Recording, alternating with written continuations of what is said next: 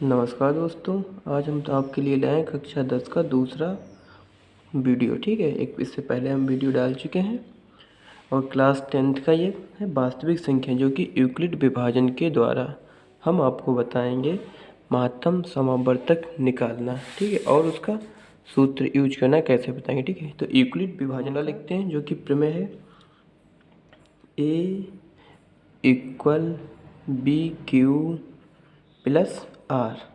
यहाँ पे ए जो हमारा क्या होता है, ए हमारा भाज्य होता है, यानी कि हम लोग स्टार्टिंग में पढ़ चुके हैं एक फार्मूला जो कि होता है भाज्य इक्वल भाजक गुणे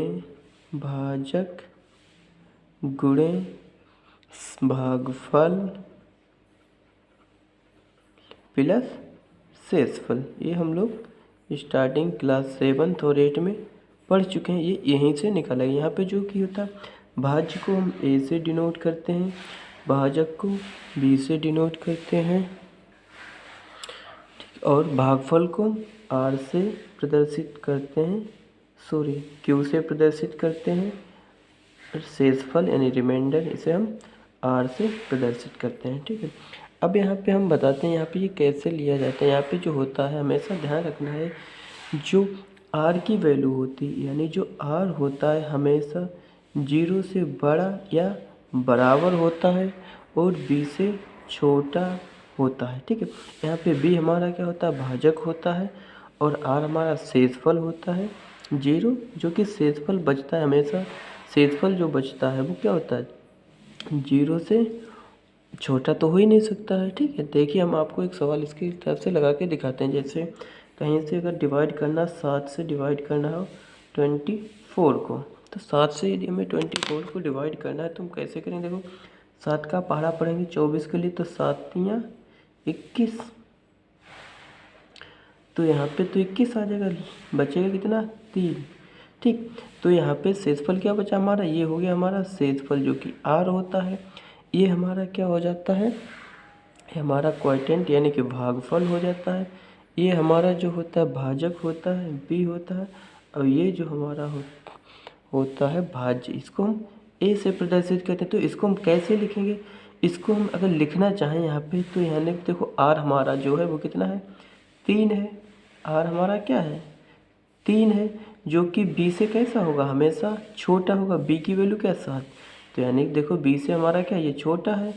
और यहाँ पे 0, यानी कि जो आर है वो 0 से कैसा है, बड़ा है या बराबर कह सकते हैं। ठीक, इसी प्रकार कोई दूसरा अगर हम वैल्यू लेना चाहें, जैसे सपोज कर लो हमने 9 ले लिया है और 2 से हमने इसे को भाग किया है। ठीक है, तो 2 से 9 को भाग करेंगे, 2 चौक 8, तो भाग माइनस करेंगे तो 1 बचे। ये क्या हो गया हमारा शेषफल। तो इसको कैसे लिखेंगे, इसको हम क्या लिखेंगे, यानी कि जो शेषफल है वो हमारा देख लो कैसा है।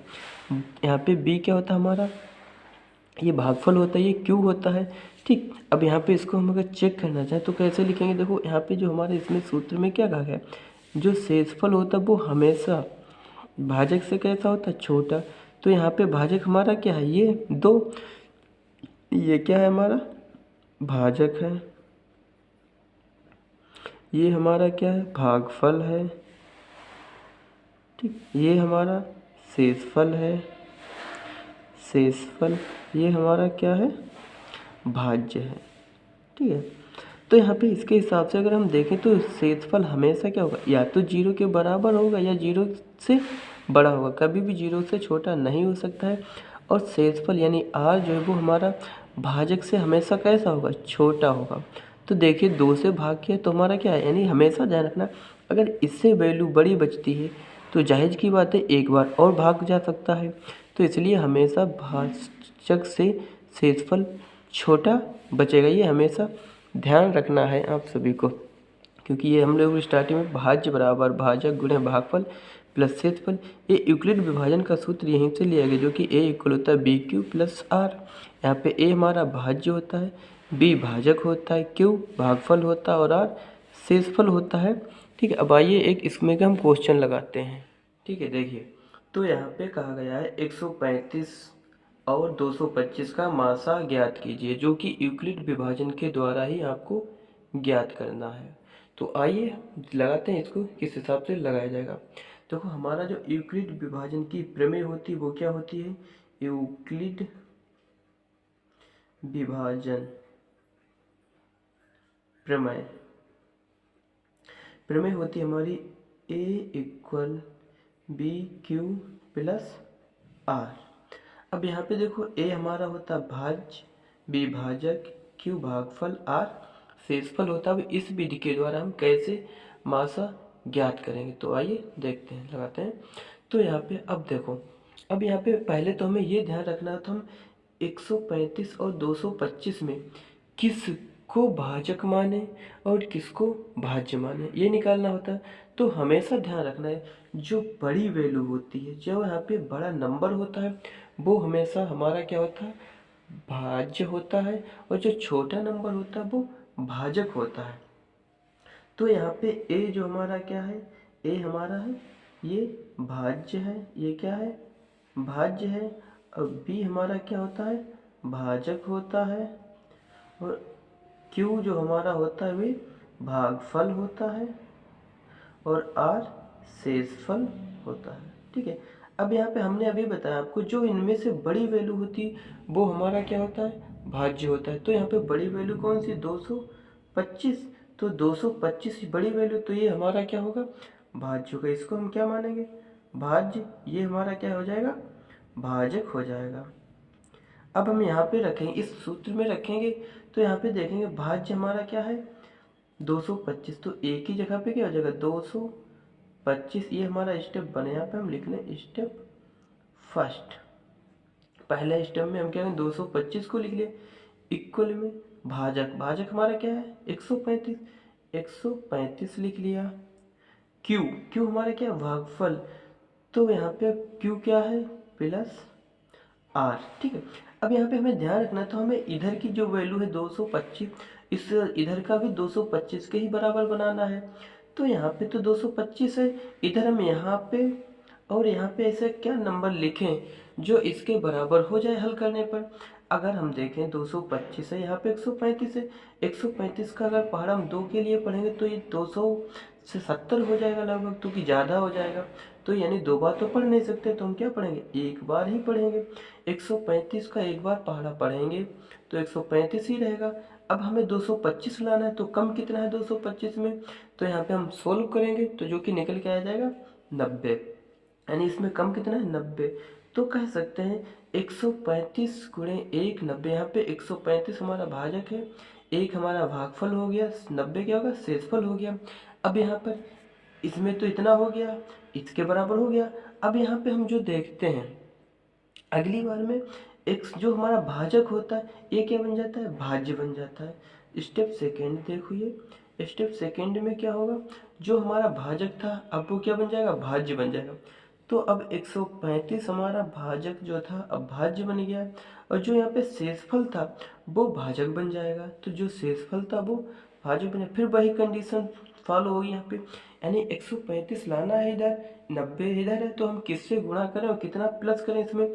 तो 90 का पहाड़ा अगर 2 बार पढ़ेंगे तो ज़्यादा हो जाएगा, तो एक ही बार जाएगा। तो 90 का 90 कितना प्लस करें, 35 हो जाए, तो 45 प्लस कर दें, 35 हो जाएगा। हो गया 35।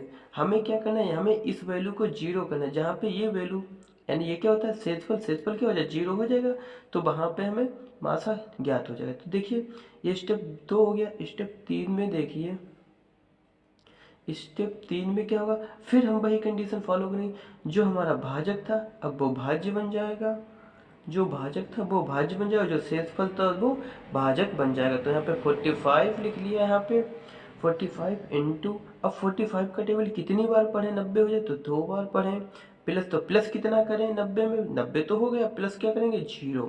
तो यानी कि हमें कह सकते हैं यहाँ पे शेषफल हमें क्या मिल गया, 0 प्राप्त हो गया। शेषफल हमारा क्या हो गया, 0 हो गया जब, तो हम कह सकते हैं जो हमारा भाजक था, जो हमारा भाजक था वही हमारा क्या हो जाएगा, महत्तम समावर्तक कहलाएगा, वही हमारा महत्तम समावर्तक कहलाएगा। तो हम कह सकते हैं यानी कि हमारा जो मासा निकल के आएगा वो कितना आएगा, 45, यही हमारा आंसर होगा।